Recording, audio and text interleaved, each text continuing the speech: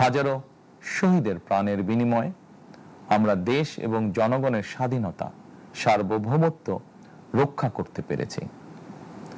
তাবেদার মুক্ত বাংলাদেশে জনগণের ভোটে জনগণের কাছে জবাবদিহিমূলক একটি নতুন সরকার যাত্রা শুরু করেছে।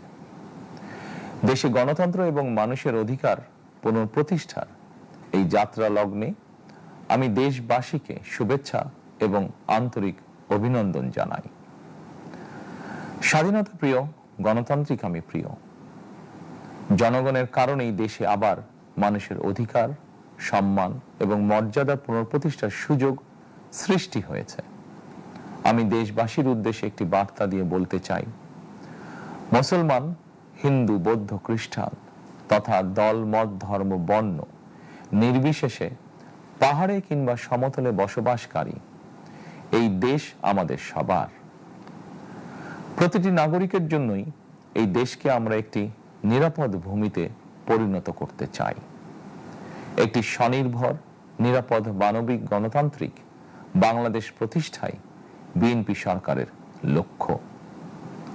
প্রিয় দেশবাসী, ফ্যাসিবাদের সময়কালে দুর্নীতি দুঃশাসনে পর্যুদস্ত একটি ভঙ্গুর অর্থনীতি, দুর্বল শাসন কাঠামো আর অবনতিশীল আইন শৃঙ্খলা পরিস্থিতির মধ্য দিয়ে নতুন সরকার যাত্রা শুরু করেছে। আইন শৃঙ্খলা পরিস্থিতির উন্নয়ন এবং কঠোরভাবে দুর্নীতি নিয়ন্ত্রণের মাধ্যমে জনগণের মনে শান্তি, নিরাপত্তা ফিরিয়ে আনাই হচ্ছে আমাদের সরকারের প্রধান অগ্রাধিকার।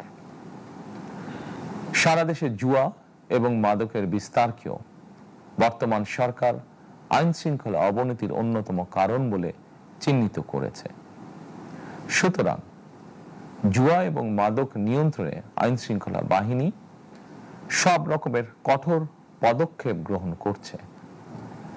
জনজীবনে শান্তি ও নিরাপত্তা নিশ্চিত করতে সরকার সর্বোচ্চ উদ্যোগ গ্রহণ করছে।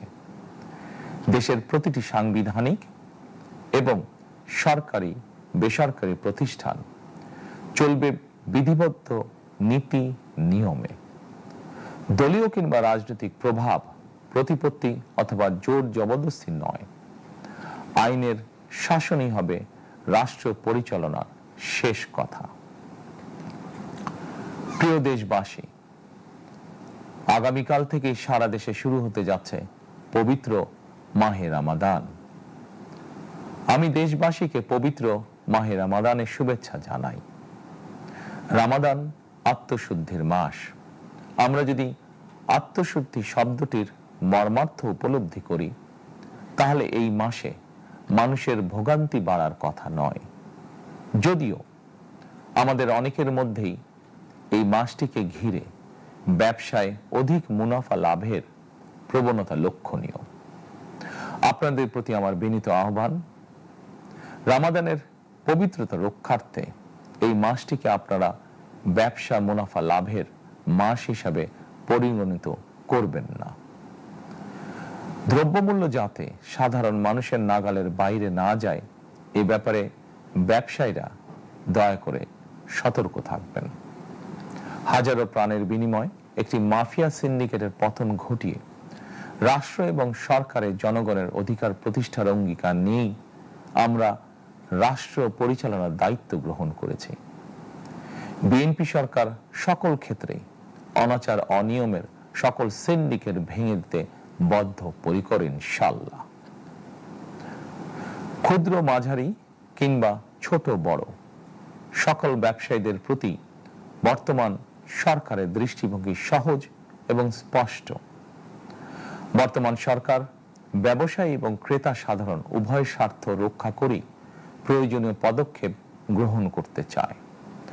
সুতরাং সরকারের পক্ষ থেকে কি ধরনের উদ্যোগ গ্রহণ করলে বাজার পরিস্থিতি নিয়ন্ত্রণে থাকবে কিংবা ক্রেতা বিক্রেতা উভয়েরই স্বার্থ রক্ষা হবে, এ ব্যাপারে আপনাদের যে কোনো ধরনের পরামর্শ কিংবা অভিযোগ শুনতে সরকার প্রস্তুত। ক্রেতা বিক্রেতা গ্রহীতা এই সরকার সকলেরই সরকার। এই সরকার আপনাদেরই সরকার। আপনারাই ভোটের মাধ্যমে এই সরকারকে রাষ্ট্র পরিচালনার দায়িত্ব দিয়েছেন। আপনারাই এই সরকারের শক্তি। প্রিয় দেশবাসী, পবিত্র রমাদান মাসে রোজাদারগণ বিশেষ করে ইফতার, তারাবি, সেহরি এই সময়গুলোতে নিরবিচ্ছিন্নভাবে গ্যাস, পানি ও বিদ্যুৎ সরবরাহ পেতে চান। এই বিষয়টি নিশ্চিত করতে এরই মধ্যে আমি সংশ্লিষ্ট কর্তৃপক্ষকে নির্দেশনা দিয়েছি। অপচয় রোধ করে কৃচ্ছ্রতা সাধন প্রতিটি মুসলমানের ঈমানি দায়িত্ব। অফিস আদালতে বিনা প্রয়োজনে কিংবা প্রয়োজনের অতিরিক্ত গ্যাস, বিদ্যুৎ, পানি খরচের ব্যাপারে সচেতনতা অবলম্বন করাও ইবাদতেরই অংশ বলেই আমি মনে করি। দেশের সকল সরকারি বেসরকারি কর্মকর্তা কর্মচারী এবং জনসাধারণের প্রতি কৃচ্ছ্রতা সাধনের আহ্বান জানানোর আগে আমি সরকারের মন্ত্রী এবং বিএনপি সংসদ সদস্যদেরকে দিয়েই একটি দৃষ্টান্ত স্থাপন করতে চেয়েছি।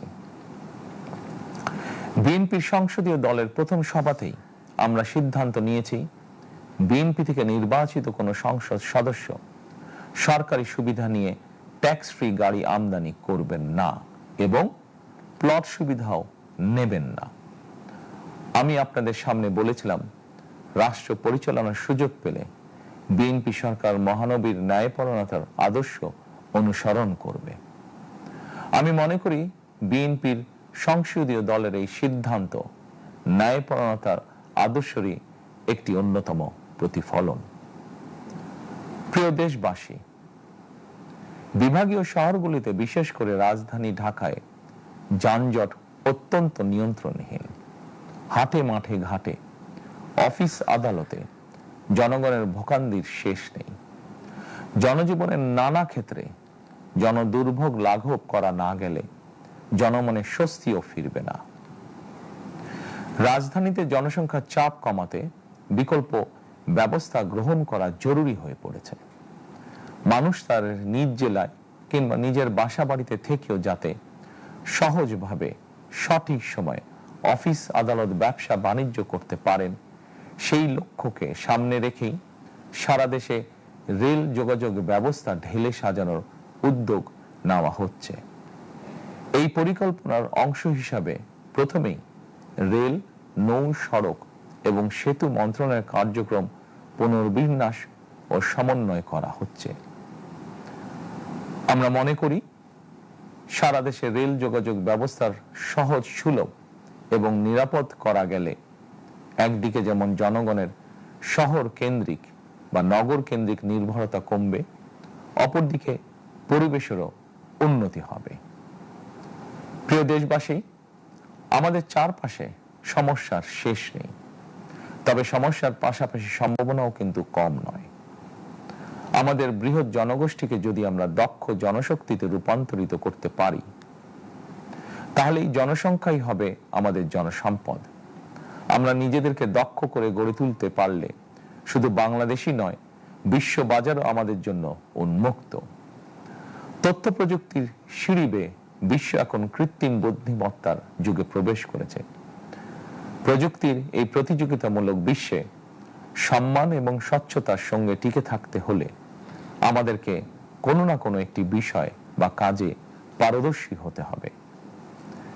দেশের কোটি কোটি শিক্ষার্থী এবং তরুণ যুবশক্তির উদ্দেশ্যে বলতে চাই, মেধায়, জ্ঞানে, বিজ্ঞানে নিজেদেরকে যোগ্য করে গড়ে তোলার জন্য যত রকমের সহযোগিতা দেওয়া যায় সব রকমের সহযোগিতা দিতে বর্তমান সরকার প্রস্তুত। কর্মসংস্থান এবং কর্ম পরিবেশ নিশ্চিত করার সুনির্দিষ্ট অঙ্গীকার নিয়ে বর্তমান সরকার যাত্রা শুরু করেছে। প্রিয় দেশবাসী, দীর্ঘ 18 বছর পর দেশে ফিরে গত বছর 25শে ডিসেম্বর আমি বলেছিলাম, দেশ এবং জনগণের জন্য আই হ্যাভ এ প্ল্যান।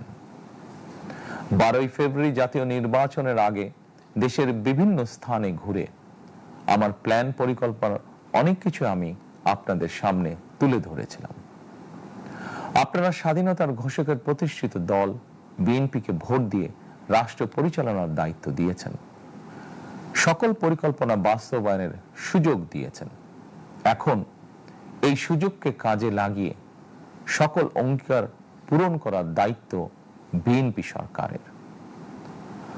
আমরা আমাদের পরিকল্পনা এবং প্রতিশ্রুতি বাস্তবায়নের কাজ শুরু করে দিয়েছি ইনশাআল্লাহ। অঙ্গীকার পূরণের এই যাত্রা পথে আমরা ভবিষ্যতের দিনগুলোতেও আপনাদের অব্যাহত সমর্থন প্রত্যাশা করি। প্রিয় দেশবাসী, সরকার প্রধান হিসাবে আমি দেশবাসীর উদ্দেশ্যে একটি বিষয়ে প্রতি দৃষ্টি আকর্ষণ করে বলতে চাই। নবগঠিত সরকার গঠনের সুযোগ দিতে যারা বিএনপিকে ভোট দিয়েছেন কিংবা দেননি অথবা কাউকেই ভোট দেননি, এই সরকারের প্রতি আপনাদের সবার সমান অধিকার। বিএনপি সরকার বিশ্বাস করে দল মত ধর্ম দর্শন যার যার, রাষ্ট্র সবার।